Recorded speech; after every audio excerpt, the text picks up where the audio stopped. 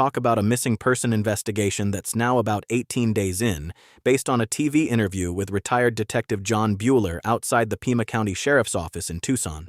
What makes this story matter is not just the urgency of finding the missing woman, but also how it shows the public side of an active investigation. What officials say, what they don't say, and how people react when information is limited. According to the segment, the sheriff has said investigators have not narrowed down any suspects yet. The discussion also suggests that federal investigators, likely the FBI, may be visiting gun stores in the area. The idea presented is that investigators could be showing store employees pages of names and photos, asking whether any of those people were around the store or bought a gun that might fit in a holster. The retired detective explains a common investigative logic. Law enforcement may compile a list of possible suspects by looking at people who match certain physical characteristics and may have a violent history. He also notes that gun stores are federally regulated, and in legal gun purchases there are forms that investigators can review as part of an investigation.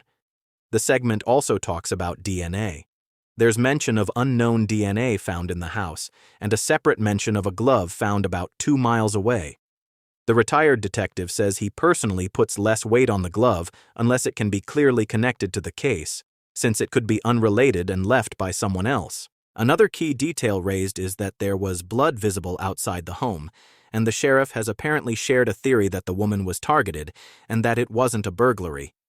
There's also discussion that investigators are keeping some details, like how someone entered the house, private, because those details can later help test a suspect's story in an interview.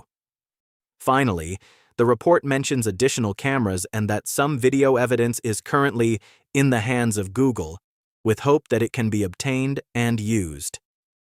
The detective also points out a practical reality. Big cases generate many tips, including false leads, and investigators have to sift through them carefully. From an everyday person's perspective, this kind of case is frustrating to follow because the most important question is simple. Where is she, and is she okay? But the information coming out is necessarily incomplete. When officials say they don't have suspects, and then you hear about DNA, gun stores, and video footage, it can feel like there are a lot of pieces, but no clear picture yet. At the same time, I can understand why investigators might keep certain facts quiet. If entry details or other specifics are public, it's easier for a guilty person to craft a story that fits. Keeping some information back can be a legitimate strategy. One viewpoint is, law enforcement should share more. People naturally want transparency, especially when a community is worried and a family is waiting.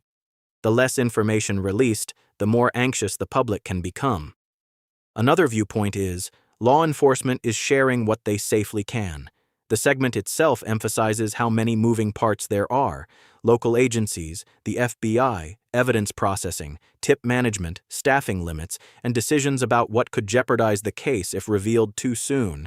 And on the evidence side, people may also split in opinion. Some viewers might focus on the glove as a major clue, while others, like the retired detective, see the unknown DNA in the house as potentially more meaningful because it's closer to the scene. If there's one reasonable takeaway here, it's that this case appears to involve a serious event, but the public still doesn't have enough confirmed detail to draw firm conclusions. It's also a reminder that investigations aren't just about one dramatic breakthrough. They're often about slow work, verifying tips, processing evidence, checking records, and waiting for that one lead that holds up. For now, based strictly on what's been said in this interview, it looks like investigators are pursuing multiple paths: DNA, video, records, and interviews, while limiting public detail to protect the case. And as viewers, the most responsible thing we can do is stay patient, avoid jumping to conclusions, and let verified facts guide our understanding as they become available.